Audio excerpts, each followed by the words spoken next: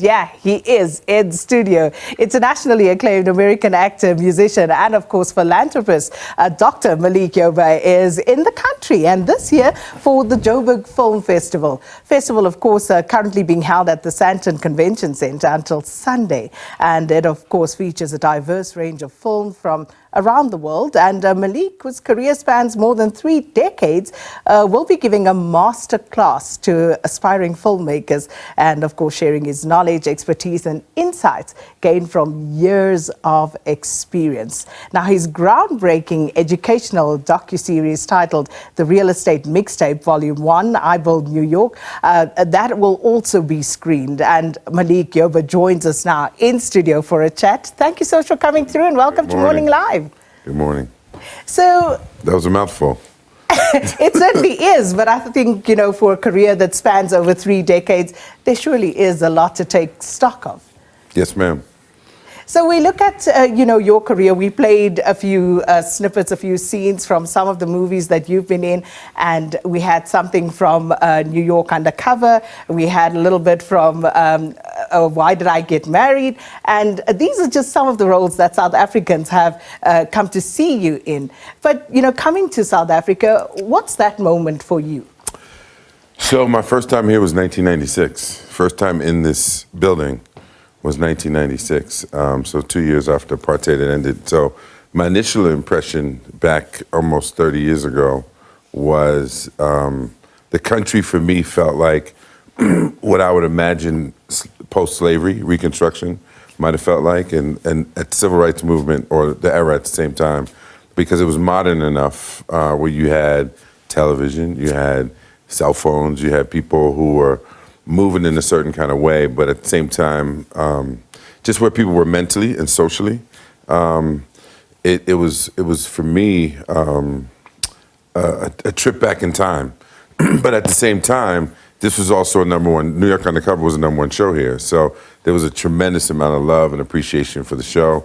But at the same time, when I saw where things were socio-politically, it really struck me because as a kid, I was very involved in, and I'm still involved as an older person, not that old, but in community activism, right? And people, some of my heroes like Nelson Mandela, were those people that I looked to as a young person in America. So to be here, be close to where, you know, he was from, close to that struggle, the same struggle we had in the United States. So there were a lot of parallels. There was a lot of love. There was a lot of hope. Then my last trip here, back in this building, was in 2013. When I was doing a show called Alphas. And that was an incredible reception in this building. I didn't know where all the people are today, but they weren't here to greet me. So wherever you are, maybe they got fired for not paying attention. But coming back now, it's been incredible to see the growth of the country. Obviously, like the Joburg Film Festival didn't exist.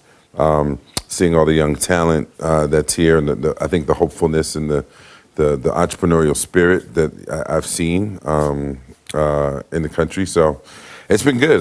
This is one of my favorite places in the world. So I hope to be coming back, and it won't be like 10 years in between each visit. Which is, of course, interesting that you've had those 10-year touch points in between. And just looking at how the industry has evolved, you know, you're here for the Joburg Film Festival, but working with young people, which is obviously a passion for you, you know, how do they differ, for example, from back when you were starting out? I think one of the biggest advantages the young people have now is technology. Like, you could literally shoot a film with your phone. We didn't have that. You could put it on the internet, on YouTube, and have immediate, you know, global distribution. We didn't have that. Same thing with music, right? Even same thing with business ideas, right? There are people who are running all kinds of businesses using technology to scale. Right now with AI, that even increases the opportunity. So I think that those things are different, but I think the other thing that I think is most important is how people think about themselves, right? In terms of possibility, right? I was on the afternoon show Touchdown yesterday, and we were talking about the same thing about just, you know, I forget his name, the DJ that hosts the show on. Tivo Touch. Yeah, exactly, right? So we talked about what it was like for him growing up in South Africa, watching a New York Undercover as a kid, not ever thinking he'd have a chance to meet the person he used to watch. But he did have the opportunity to travel, right, and go to high school, college in the United States, see the world. As I said to him, you know, did your entrepreneurial spirit, were you born with that, or is that something that was nurtured? He says, I had it even as a little kid at school here in South Africa, selling candies to my friends or whatever. But then it was amplified when I left. So I think that the biggest thing is making sure, now that we have access to information, that people really understand that abundance is your birthright. And as an African American, when I'm in Africa and I hear the struggles, like we just watched the film last night, the opening film, the London Recruits, about white Londoners that helped push the ANC agenda back at the beginning of Fight for Freedom. Not the beginning, I'm sure there's folks been fighting from day one, but the time, in the 60s and 70s, right, of the ANC. And seeing that energy, right, that sense of we're gonna fight for freedom in our own country, it was very triggering for me to watch the film, because it's the same struggles we have in the United States, and we're actually going backwards in a lot of ways, right? And so I think that people of the African diaspora, we have to understand that we are the juice and the squeeze. We have the power, we have the influence, everything we do, particularly as African Americans, right? Particularly as African American men, we're emulated around the world. And we gotta hold on to that. We gotta hold on to this understanding that this is our divine right, to be free, but we have to be free here first. And I think, for me, that's one of the most important things about being at this film festival. It's less about the films, it's really more about the engagement with community to make sure that we can share the best ideas, figure out ways to work together globally. And so I'll go on and on. Yeah, but they say the more things change, the more they stay the same. And some struggles are still very real. As you say, you perhaps notice in some senses a regression. For South Africa at the moment, for example, it's so critical to tell our own stories. And in order to do that, you need, for one, money. The funding aspect of these things is very yes and difficult. no. Because if you have a cell phone, you have TikTok, you have Instagram, you can tell your story. I think that it's how you think about telling stories. Everything's telling a story. This room's telling a story. True. This design is telling a story, right? Just how you choose to dress is telling a story. But I think that we can't let the lack of resources stop us, because the fact of the matter is those that have come before us have worked with far less resources than we have today. So I think that it's at the same time, we take for granted what we have and technology that we have and opportunity that we have. I asked a question last night after the film. I said, what are young people in this country right now fighting for? Like, who's picking up that mantle of that struggle for freedom? Because it's the same no matter where you go. I leave here, I go to Brazil next month, to Salvador Bahia, right? The largest concentration of African people outside of Africa. Same issue there, right? And I'm working with a Ghanaian, businessman there. It's on my real estate journey. We'll be making some content. But again, telling those stories from a diasporic perspective. I was in Jamaica just last month, right? Same thing. London, same thing, in terms of who we are and what our capability is. And one of the things I think that's encouraging from a global perspective is people are not waiting. As much as people can say, well, we don't have resources, we can't do this, we have to tell stories, there are those that will pick up a phone and make a short film or make a feature-length film and push it out into the world. I think the most important thing is taking action. How do you make it stand out, though? You make it stand out by doing it, right? If you had an idea today and you go, you know what I think would be a good idea? I want to tell a story about you and how you got into the seat. How did Sakina make it, right? You may just in your day-to-day figure, I'm just putting my head down, I'm doing the work to get there.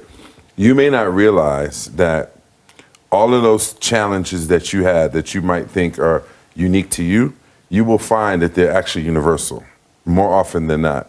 And so the success and standing out is just doing the thing. Because we don't do the thing to stand out. You do the thing to do the thing. And in doing it, people will recognize why, because the law of causality is absolute. the law of cause and effect. Every action will have a reaction. So you can't do it thinking, like, I'm going to make this movie because it's going to win an Oscar, or I'm going to sing this song because I'm going to win a Grammy, or I'm going to go into business to get Entrepreneur of the Year. No. Like, the gift that God gives us, that vision, the dream, right? You played a little clip of my docu-series, the Real Estate Mixtape, as an example, right? I was on set doing a show called God Friended Me, playing a real estate developer. I got into real estate development 17 years ago, right? Because I'm a kid from the Bronx and Harlem, when it was burnt out, when it was rubble, when there wasn't a lot of hope in my community. But I dreamt about being a billionaire, and one day I'm going to put buildings in these spaces. I didn't know it was called development. I didn't know how to do this. I just said that's what I want to do. Same thing with my acting career.